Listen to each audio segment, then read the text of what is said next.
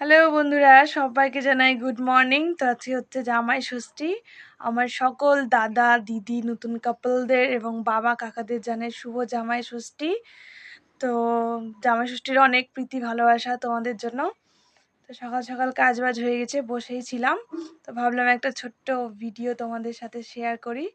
তো আমার ভাই কালকে গিয়েছিল তারাপীঠ, সেখান থেকে আমার জন্য দুটো গিফট এনেছে। তো চলো তোমাদের সাথে শেয়ার করি। এই যে একটা দেখছো ছোট্ট নাগমাতা, ছোট সা কিউট সা।